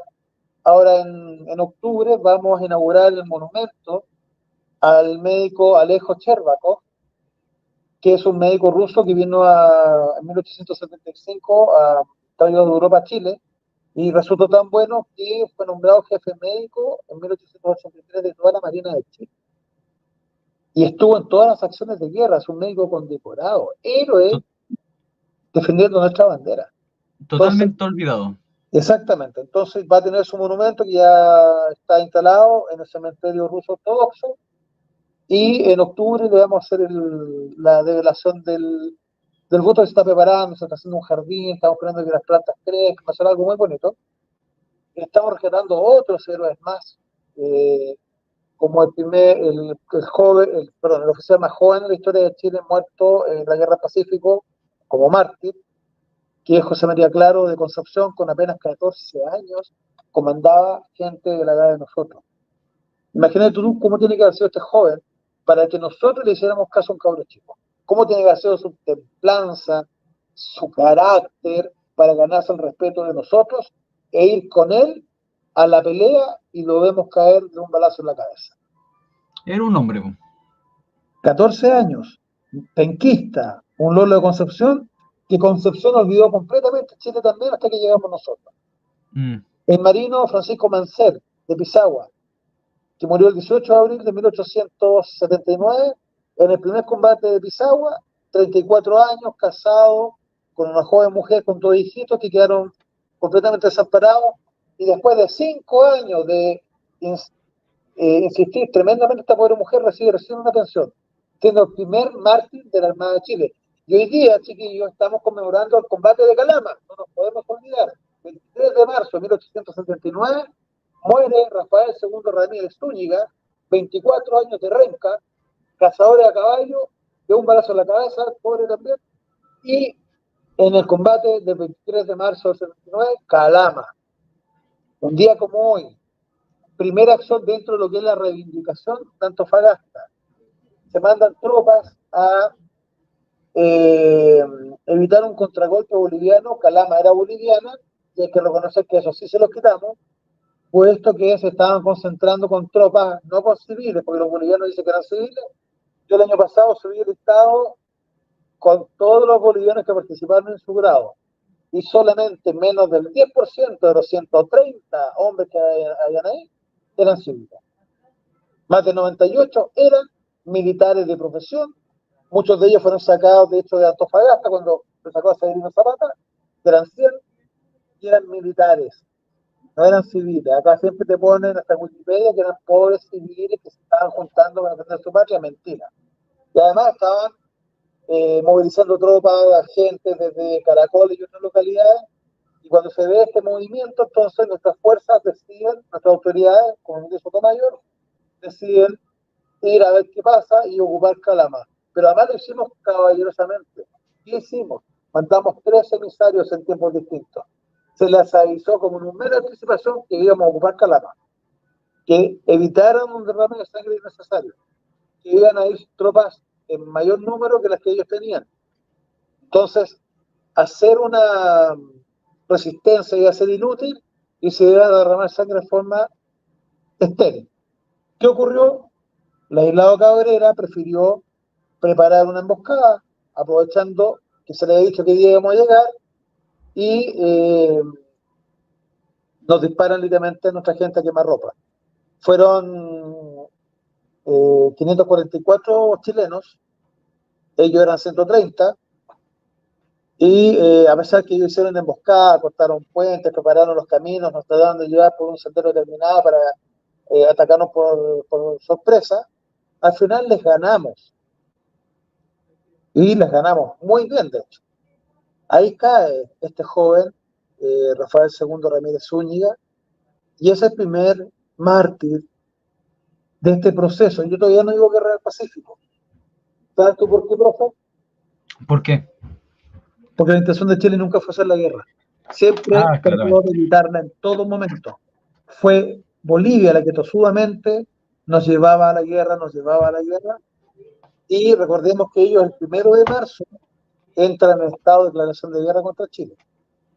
Nosotros tratamos de evitar, no contestamos, hasta que se descubre que Bolivia, que se había ofrecido de árbitro, de buen componedor, y Chile no tenía ninguna duda de su buena voluntad, los aceptó como árbitro, porque si nosotros hubiéramos tenido dudas, nunca hubiera sido aceptado. El árbitro es una institución que es para que no peleemos, para que se solucionen los problemas y evitemos guerra. Y Chile aceptó el Perú en esa comisión. Y después se descubre el tratado secreto, que fue confirmado por los peruanos el 27 de marzo de 1879. En el momento en que Chile rompe las relaciones con Perú ante esta canallada que ellos hicieron, y Perú nos declara la guerra el 4 de abril. Y nosotros la contestamos para Perú y Bolivia el 5. Entonces, explícame tú, porque el mito dice que nosotros declaramos la guerra y nosotros provocamos la guerra, nos cobran un impuesto ilegal, nos intentan quitar nuestro territorio, nos intentan rematar empresas chilenas, territorio chileno, y más encima nos entran en estado de guerra y después Perú nos declara la guerra y nosotros recién el 5 de abril le contestamos. ¿Quién es el que provoca la guerra Pacífico? Excepto de que nosotros tengamos la posibilidad de hacer viaje en el tiempo, los peruanos y los bolivianos. En todo momento. O sea, Claro, excepto que nosotros tengamos el poder de viajar en el tiempo, como se supone de que nosotros, entre comillas, declaramos la guerra, los peruanos y los bolivianos. Pero como no existe los viajes en el tiempo, obviamente fue Perú y Bolivia. y existen Don las formas Marcelo, documentales. claro, para que la gente entienda, estoy hablando con sarcasmo, porque hay gente que no entiende el sarcasmo acá. Mire, Schnauzer pregunta, ¿tiene algún dato de las mujeres que lucharon en la guerra del Pacífico? Por Muchos ejemplo, datos. la sargento Irene Morales, que se unió haciéndose pasar por hombre para empuñar fusil, y su pago de Chile fue el olvido. Dos cosas antes que usted responda, don Marcelo. Primero, yo leí un libro de una dama que hablaba de las mujeres en la guerra del Pacífico, y yo pensaba que era espectacular ese libro, Para la raíz, y se me olvidó el nombre. para la raíz. Sí, Paz Larraín. Y justamente cuando terminé de leer ese libro, estuve escuchando un directo suyo y estaba ahí su Katy. compañera, la Katy. Y entonces ella, ¿cómo somos ustedes dos? Como que hicieron, así como el libro. Y entonces, Excelente historiadora la Katy. sí. Mire, métase ahí al canal de don Marcelo. ¿Cómo se llama su canal, don Marcelo? Tenemos Museo de Guerra del Pacífico, Domingo Toro Herrera. Tenemos en YouTube, TikTok, en Instagram, excepto en esas redes sociales. Ahí El tienen logo, programa especializado de las mujeres en la guerra del sí, Pacífico. es muy bueno, Profundamente ¿no? hablado. Y de hecho lo vamos a complementar, vamos a hacer otro porque hemos encontrado más datos todavía. Y lo que vamos a comentar así súper rapidito para responderle al amigo es que el ejército chileno, de nuevo el ejército, otra vez, señala que la mujer era, la cantinera era la nana del ejército, en el fondo, por decirlo así, porque dice Claro. que hacían la comida, porque eran costureras y porque eran enfermeras. Hay un pequeño problema. ¿Cómo una mujer enfermera va a tener esa categoría si la carrera no existía? Primero. Segundo, en toda la estructura, en todo el organigrama del servicio de sanidad del Ejército de Chile, no existe una sola mujer agregada, ni una, cero. Hasta los que lavan las ropas de los enfermos son hombres. Tercero, la mujer cantinera es considerada mujer soldado, e inclusive está en documentación, como por ejemplo los puertos de Chorrillos y Miraflores. José Faber, del puerto de Lina, aparece registrada como soldado. Soldado. ¿Qué hacen los soldados, estimado viejo? Personas que Pelean cargan armas. en mano. Sí. Pelean, esa es la definición del soldado. Y la José Faber está como soldado. Lo mismo que la Irene Morales, que la Filomena Valenzuela, que la Juana López, y muchas más. 3 cantineras murieron en Tarapacá, 2 quemadas, pero que antes fueron tremendamente violentadas, y la Leonor, que fue empalada por sus partes íntimas con las bayonetas, y antes de eso le amputaron los senos, entre otras barbaridades que le hicieron a la pobre. ¿Y quién se acuerda de ellas?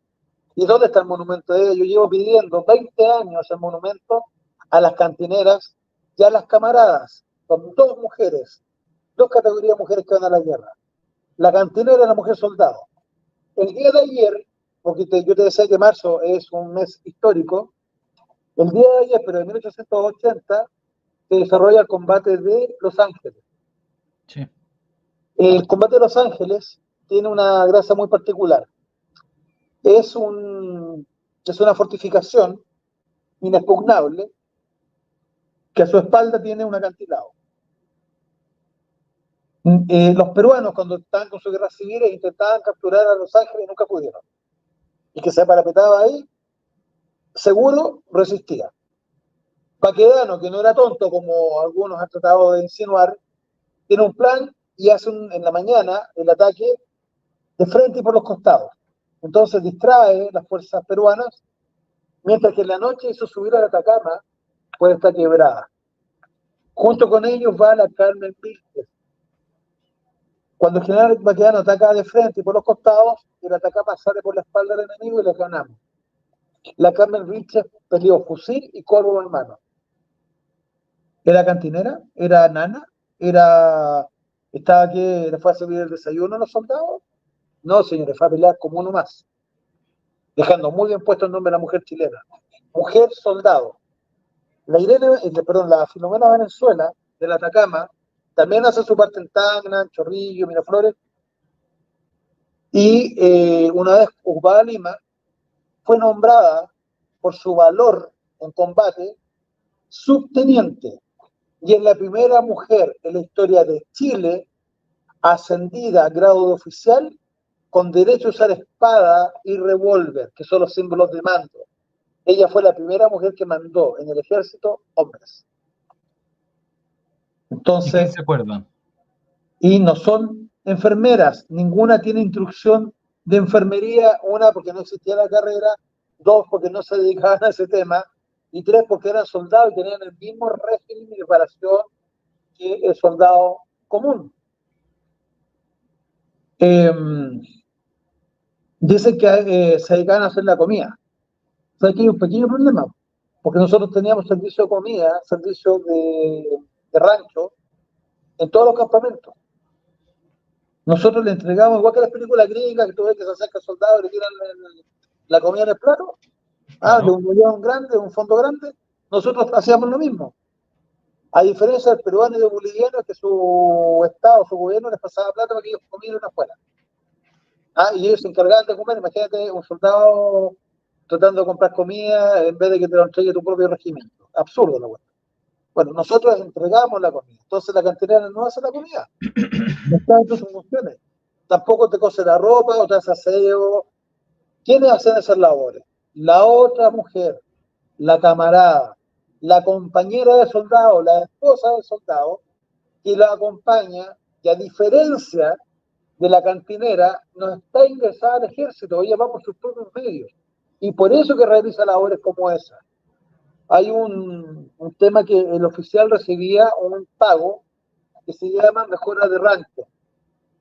Todos comían por otro, pero tú querías ponerle más longaniza, más zapallo, entonces contrataban a la camarada y ella les cocinaba y les mejoraba el rancho. La camarada, nosotros la encontramos en la Concepción. ¿Por qué en el combate de la Concepción no se saben los nombres de las mujeres, pero sí está la certeza que había 3 mujeres y 2 niñitos que murieron ahí? Porque en las mismas, en la parte oficial de Salazar, peruano, que le informa a Cáceres sobre lo ocurrido en la Concepción, él dice escuchar a las mujeres chilenas arengando a sus soldados a morir matando. Si te lo dice el enemigo, porque acá las ignoran. Sabemos que 3 mujeres porque el médico que llega y que es el que les trae después el corazón a nuestros oficiales, las señala. Y él cuenta 3 mujeres. 2 que están en el pueblo y una que está fuera del pueblo, masacrada con una guaguita viva todavía en su vientre. Cosa que él la rescató y eso está en su memoria.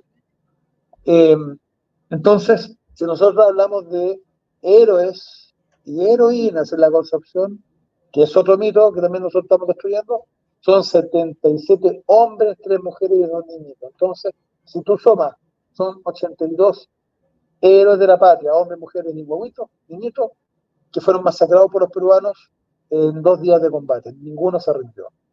Entonces, cuando hablemos de lo de la Concepción, mira, la pregunta es la siguiente. Preguntémosle a los contertulios.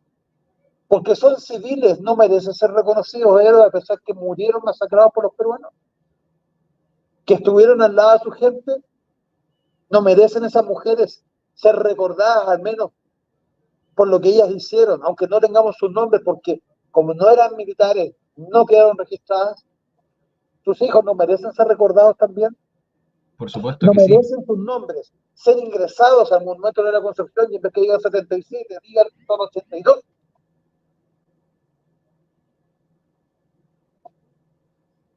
Es de Analícenlo. sentido común. Por supuesto que sí. Don Marcelo, Carlos Can pregunta, para una respuesta rápida, pregunta él sobre el tren blindado utilizado por Chile, ¿es verdad o mito? Mito, porque el tren era peruano Bien. y nosotros se los quitamos. Ya los partes oficiales, cuando el tren blindado se está acercando a las posiciones en Miraflores y nuestra artillería les empieza a disparar. Entonces ellos paran y retroceden. El hecho es súper conocido. Entonces el tren Maximiliano, era peruano y perdón. nosotros se lo quitamos. El problema es que después el tren desapareció cuando llegó acá a Chile, se hizo humo. Explícame eso. Uy, eso no me lo sabía. ¿Y Lo usted no sabe ocupó, alguna teoría de qué pasó? lo ocupó el presidente Santa María, lo ocuparon otros presidentes como tren blindado espectacular y se perdió. No, nadie sabe qué pasó con el tren blindado. Nadie sabe. ¿Y qué cree usted? ¿Escuchó alguna teoría? Eh, yo creo que lo más lógico es que se envejeció y los inteligencias hicieron lo mismo que el Cochrane. Ah, lo dinamitaron. Los deshuesaron. Al Sí, blanco lo dinamitaron. Le ahí, pusieron exacto. explosivos. Pero en vez de cuidarlo, lo desmantelaron seguramente y ahí quedó. Sí. No, si eso es común en los chilenos, tenemos esta característica de ser manito de hacha. En vez de cuidar las cosas, preservarlas, restaurarlas, no, mejor destruyámosla y a nadie le importa. Pero cuidamos el Huáscar. Ah, eso es verdad. Como hueso santo. Pero a mí Maximiliano no Llanes pregunta, dice, a su juicio, ¿quién es el héroe más infravalorado y desconocido de la Guerra del Pacífico? Ya doné y me inscribí en la rifa. gracias por ayudar con la rifa. Uf, son muchos, son muchos. Todos tuvieron mérito, ese es el tema. Todos tuvieron mérito, todos, todos, todos. Pero creo, y yo pondría a Carlos Condel, por todo lo que hizo, todo lo que entregó, como a quien se le ha quitado su merecido puesto en la gloria. Tiene que estar a la misma altura que Arturo Prat, no entregó una victoria material jamás conquistada por ningún otro país. Un buque de madera destruye un buque blindado, poderoso. ¿Qué otro país ha logrado eso? Y que más encima desarticula todos los planes navales y militares en general con que se tenía que potenciar eh, estos dos buques. Recordemos que cuando la escuadra chilena va a atacar al Callao, la peruana, en Independencia se le cruza y por la Camanchaca no se ven. Pero en Independencia venía con el presidente de la República, con ministros, con tropas, con pertrechos de guerra, con armamento. Eso era importante, era un buque importantísimo. Entonces, al perder la Independencia, perdieron el 90% de su capacidad bélica, transporte de tropas, defensa en general, no el 50%, más del 90%. Y de paso, el pobre Condel, que es el héroe con su tripulación de esta gran gesta, hoy día la Armada con suerte dice, y estaba la Covadonga. Y don Marcelo, la última pregunta y muchas gracias por haber participado en este programa. Usted No, sabe que es agradecido a ti bienvenido por la totalmente. invitación, muy agradecido a ti por la invitación, yo sé que me moderé un poquito, la No, verdad si que no pasa nada, don Marcelo, si yo estaba tenemos, preocupado por mi internet. no, tenemos mucho trabajo acá, la verdad, con el botello tenemos segundo piso, estamos habilitando, tenemos una cantidad de proyectos, estamos trabajando no 24 horas, yo creo que estamos trabajando en condiciones de 48 horas en un día. Y agradecido por la invitación y agradecido también por los amigos que están conversando, que están participando. Recordemos que este museo es de todos nosotros, no solamente no es que sea mío, que yo lo creé, todo lo demás. Aquí hay un grupo humano que apoya, que saca adelante, que aportamos con la historia y aportemos con la historia verdadera. Destruyamos los mitos, no nos quedemos con esta tontera de que La chupija que hablo era verdadera y los soldados chilenos eran unos curados insensatos y unos asesinos inconscientes. Porque en el fondo, cuando estás drogado pasa eso. O muchos de los otros mitos que también nos quieren mucho, de que Cóndor era un caballero de los mares, cuando en el fondo fue todo lo contrario. Recordemos un pequeño detalle: el exterminio, el genocidio de los pascuenses de Rapa Nui se produce por el tráfico de esclavos que vienen desde Cantón China, hacen su estadía para reponer agua, alimentos en general, botan al agua a los chinos que se les morían y los reemplazan con pascuenses, y eso iba a parar al Perú. Grau es uno de los más reconocidos hoy día en forma internacional traficantes humanos. Y me van a decir que ese sujeto es un caballero de los mares. No, para nada, para nada. Mire, don Marcelo, la pregunta de Fractal dice, don Marcelo, la novela de Nostroza menciona que hubieron espía y uno de ellos se llamaba con el nombre clave El Profesor. ¿Existió tal organización durante la guerra? De hecho, sí. Y el profesor es el creador de la Escuela Normal de Hombres. De hecho, existió. Pero recordemos que esa novela es un plagio de la obra de Nostroza. Y justamente el espía este que habla, que era el jefe de inteligencia acá en Chile, es, es el mismo personaje de la novela de Ramón Pacheco. ¿Ya? Entonces, ¿quién sabe tanto detalle? ¿Quién describe el teatro de operaciones? ¿Quién el estadio de situación? Las costumbres y todo, fue Ramón Pacheco. Y nosotros era imposible. Entonces, le copió todo y sale esta novela, como te digo, que como Ramón Pacheco fue olvidado y Nostroza es vanagloriado. Perfecto. Perfecto. Amigos míos, los insto nuevamente a por favor comprar un número de la rifa. Ya, aunque sea un número de la rifa, de esta forma ayudaría mucho al museo. Ya saben cómo está trabajando don Marcelo, ya saben todo lo que ofrece con respecto a la historia de Chile. ¿O acaso a ustedes les gustaría que la historia de chilena siga siendo envenenada por gente como Baradit o por la historiografía peruana? No, aporten al único museo patriota de la Guerra del Pacífico, que cuente la historia como es. Y es solamente un número, si no pueden más, un número. Y de esa forma estarían ayudando mucho al trabajo de don Marcelo y toda la gente que colabora con él. Muy agradecido por las palabras, estimado José Bernardo Núñez, que es el personaje que se refiere el amigo, está preguntando. José Bernardo Núñez, yo los invito a estar en el cementerio general, una cripta bastante grande, más o menos cerca de la queda, ¿no?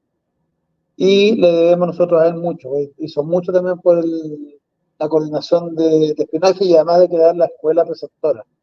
La escuela ¿Cómo se normal llamaba el hombre nuevamente para anotarlo? José, José Abelardo Núñez. José Abelardo Núñez.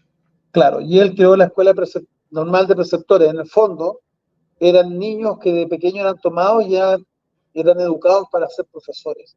Por eso la educación chilena fue tan buena. O José sea, me está Abelardo, diciendo que la educación chilena, o sea, la educación chilena de hoy es mala y la de antes era buena, don Marcelo. otro ¿Cómo mito, se atreve a decir eso usted? otro mito. Claro, no, no tiene nada que ver, la educación del día, es un asco, la verdad. Da, Una basura, da es pena, una basura. da pena. Bien, don Mira, Marcelo, muchas gracias un por... pequeño detalle, lo último. No, dígame, dígame.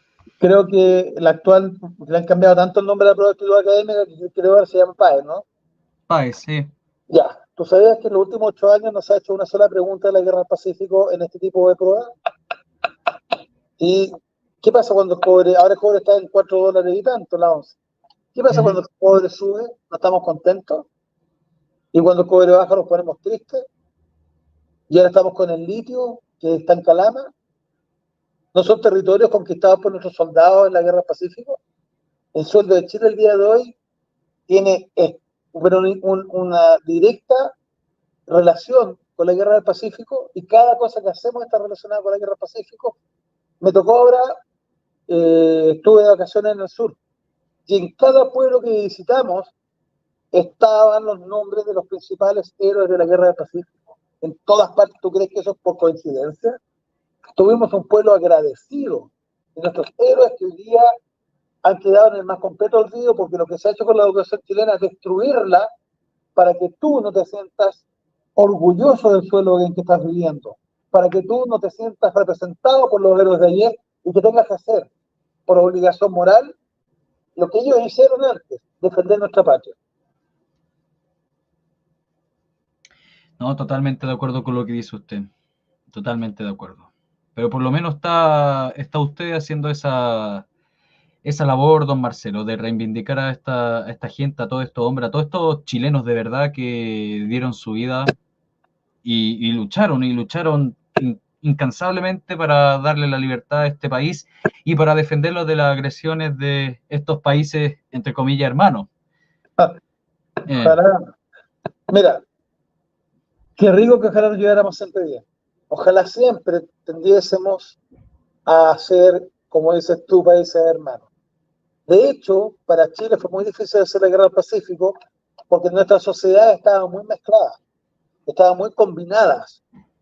Te voy a poner el ejemplo, la mamá de Carlos Condel era peruana, Sí. la esposa de Domingo Toro Herrera era peruana, la cuñada de Grau era chilena, los JJ La Torre, el famoso que dicen que capturó Huaca, que no es así porque se fue a Rivero, tiene sus parientes directos peruanos, muchos más, están sumamente mezclados. Para nosotros fue muy difícil tener que asumir una guerra, pero hubo que hacerla para defender la patria. No fue fácil, pero no podemos bajar la guardia. No podemos bajar la guardia. Tenemos que estar preparados, que es la única forma para que nuestros vecinos, de alguna manera, no se envalentonen para tratar de cobrar una revancha. En el momento que nosotros bajemos los brazos y demos con material de guerra obsoleto, acuérdate lo que digo yo. Ya hicimos mal con sacar las minas antipersonales del norte porque ya vemos el mar de gente que se nos vino para acá en forma totalmente irregular y es una forma de destruir la nación, es una forma de destruir nuestra identidad al mezclarla con los haitianos, mezclarla con los colombianos, con los venezolanos en masa, sin ningún tipo de control, sin ningún tipo de raciocinio. Entonces vienen con sus costumbres, con sus tradiciones, con su delincuencia, no respetando nuestras tradiciones, nuestras costumbres, ni nada, nuestros héroes, nuestro modo vivendis, y es la forma de destruir la unidad nacional de una nación, de un país. El concepto de república, de tener un lenguaje común, porque eso debe ser que es una nación, un pueblo que tiene un lenguaje común, tradiciones y costumbres, y vive en un territorio. Lo están destruyendo. Y partieron por la historia. Pero Y partieron lógico, por la historia, porque ellos la historia es cometieron lo que nos afirma, la historia es lo que nos da nuestra identidad, nuestro ¿Por sustento. qué crees que Entonces, sacaron, por qué crees que sacaron el monumento vaqueano? ¿Porque se les antojó? Fue un no, objetivo político. Y no solamente el de Baqueano, muchas esculturas de nuestros héroes fueron destrozadas. ¿Cuál es la idea entonces? Que no te representen, que te olvides. Hoy día van a sacar a Baqueano definitivamente, ya se estipuló que la rotonda desaparece, y hoy día la escultura de Baqueano está escondida donde quienes no la cuidaron, y es el Museo Militar. Nosotros sí estuvimos en las calles, sí estuvimos enfrentándonos a los tipos, a los delincuentes, sí estuvimos acompañando a soldados conocidos en la noche cuando lo sacaron como si fuera un bandido. Sí estuvimos acompañando el día siguiente cuando fue trasladado a un mausoleo de oficiales del ejército. Pero hoy día la escultura principal, la parte del caballo, está escondida en el Museo Militar. ¿Por qué? Si el ejército no lo cuidó, no lo defendió, no se preocupó. ¿Por qué? Y lo sacaron de noche. Sacaron la escultura de noche y después sacaron a soldados conocidos también de noche. Cuando estamos hablando de un héroe de la patria que por ley de la República tendría que haber sido trasladado con honores de general de la República, con desfile, con asistencia del presidente, diputados, senadores, ministros, Cruz Roja, bomberos, eso es lo que hizo la ley. Lo sacaron como un delincuente en la noche. Pero no estuvo solo. Ahí estuvimos nosotros acompañándolo con nuestros estandartes y con nuestros voluntarios. Y eso además yo quiero rendir un homenaje al cuerpo de voluntarios que tiene nuestro museo. Porque esto es un equipo maravilloso de hombres, mujeres y niños que están detrás de nuestra institución y delante de ellas las actividades y nos ayudan en los días patrimonio, nos ayudan con las rifas, nos ayudan cuando vamos a hacer actividades, cuando rescatamos el mausoleo de Quillota, ahí estuvo nuestra comunidad que reunió más de 4 millones de pesos y agradezco al alcalde de Quillota que puso al personal, lo que nos abarató tremendamente los costos. Y vayan a ver hoy día cómo está el mausoleo de Quillota, del Cerro Mayaca, y vayan a ver los mausoleos militares el día de hoy, donde están sacando nuestros héroes y lo están tirando a la huesera. Vayan a ver el mausoleo de Playa Ancha, el 2 y el 3, y están vacíos y hoy día hay tumbas, hay placas de gente que murió hace poco, que no tienen por qué estar ahí, pero a nuestros héroes lo están tirando a la basura. Yo creo que vamos a tener que hacer un programa sobre ese tema. El canal está totalmente dispuesto para eso, don Marcelo. Usted dice el día, la hora, o sea, la hora usted sabe que más o menos siempre a esta hora, pero el día y lo hacemos. Ahí nos vamos a programar, no te preocupes. El canal está totalmente disponible para usted. Por Oye, favor, llevamos horas de programa. Yo agradezco la paciencia a los amigos por acompañarnos y desde ese tiempo vengan al museo. Les recomiendo siempre agendar las visitas para que los podamos atender bien, dedicadamente. A veces se nos llena y viene gente y, como te digo, tenemos muy poco cupo, unas 40 personas más o menos dentro del museo y si vienen otras más no los podemos atender porque no hay cómo. No, pues se colapsa. Agenden las visitas, nuestros correos, nuestros datos, están todos en las redes sociales. Parece que hay una pregunta, ¿no? Vamos a poner última vez la rifa para que la gente lo pueda ver y por favor ahí puedan apoyar al museo. Bien, don Marcelo, si no tiene nada más que decir, muchas gracias por aceptar la invitación. Totalmente disponible el canal para usted, para el museo, para todo lo que usted necesite. Y muchas gracias de nuevo por aceptar esta invitación y poder haber conversado todo lo que se conversó. Muchas gracias. A ti, gracias por la disposición y a los amigos que nos han acompañado, un gran abrazo. Y recuerden, el lema de lo que tenemos en 29 es que es nuestro lema: Dios, patria y familia. Nos vemos. Nos vemos, muchas gracias y cuídense. Hasta mañana, y bendiciones.